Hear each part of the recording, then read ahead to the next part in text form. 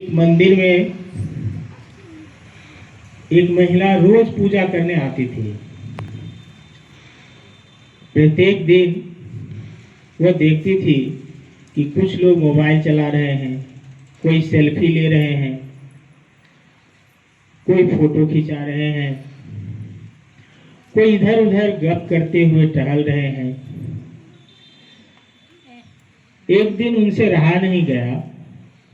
वह महिला मंदिर के जो मुख्य पुजारी थे, जो मठाधीश होते हैं, उनके पास वह जाती हैं और कहती हैं कि मुझे कुछ शिकायत है, मैं आपसे कुछ बातें करना चाहती हूँ।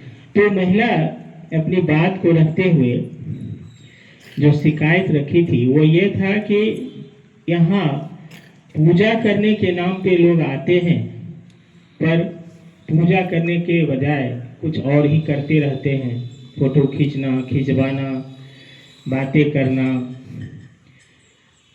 आप इस पर ध्यान नहीं देते हैं। आपको उन लोगों पर ध्यान देना चाहिए।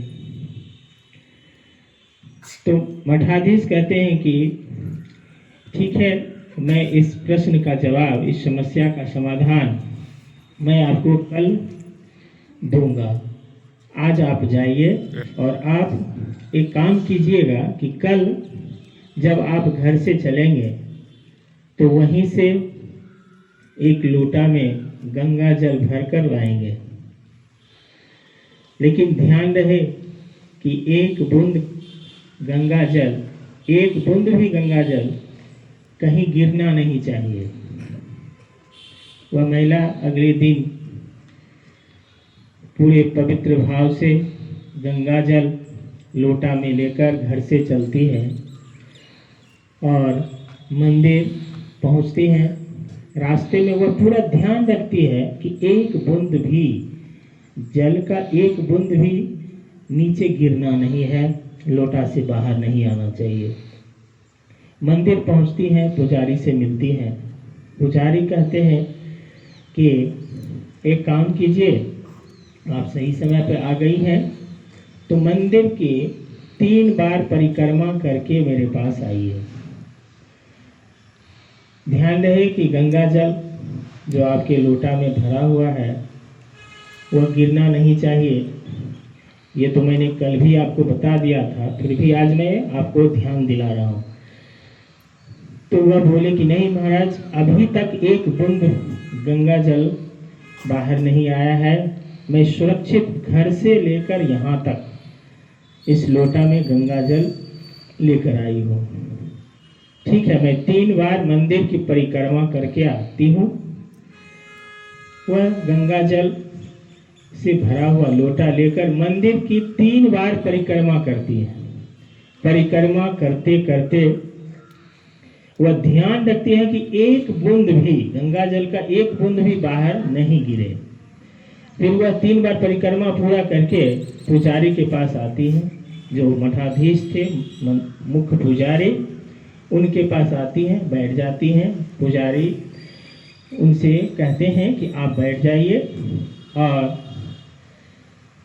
उनसे वह पूछते हैं एक प्रश्न कि क्या आपने, जब आप घर से लेकर गंगा जल लेकर चले थे, अभी तक आप क्या क्या देखे? यहाँ मंदिर तक भी आप आए। तो वह महिला बताती हैं कि मुझे तो ध्यान नहीं रहा, कुछ भी मैं नहीं देख पाई। मेरा ध्यान तो गंगा जल पर ही था कि कहीं ये गिर ना जाए। तो फिर वो मठाधीश कहते हैं कि देखिए, आपके प्रश्न का यही जवाब है। जब आपका कंसंट्रेशन अपने लक्ष्य की तरफ है कि गंगा जल नहीं गिरे, लोटा से एक बूंद भी जल नहीं बाहर निकले, गिरे नहीं, तो आपको कुछ भी दिखाई नहीं दिया कि कौन क्या कर रहा है, घर से लेकर मंदिर तक। ठीक उसी तरह से हम सबों के जीवन में, जितने स्टूडेंट हैं, टीचर्स हैं, या जो भी हैं, हमारी आवाज़ जहाँ तक जा रही होगी, सभी लोगों से मैं यही कहना चाहता हूँ कि someone has truly said that concentration is the key to success. एकाग्रता सफलता की कुंजी होती है।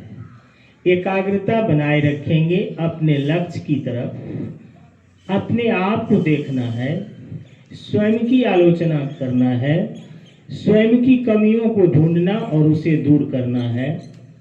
इसके बजाय लोग दूसरे की कमियों को देखने में समय बिताते हैं।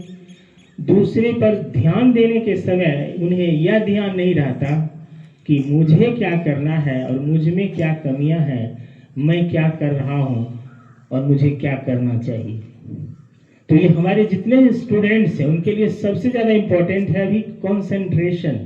कंसंट्रेशन पावर को आपको बिल्ड करना है, अपनी एकाग्रता को बनाना है कि जिस काम को आप कर रहे हैं उस पर आपका पूरा ध्यान रहे और पूरी एनर्जी के साथ उसे आप करें और अच्छे से करें, पूरे मनोभाव से करें, आत्मविश्वास के साथ करें, तब आप उसे हासिल करेंगे। ये आपको डे बाय डे जो भी कुछ करते हैं, जहाँ भी करते हैं, उस पर ध्यान रखना है।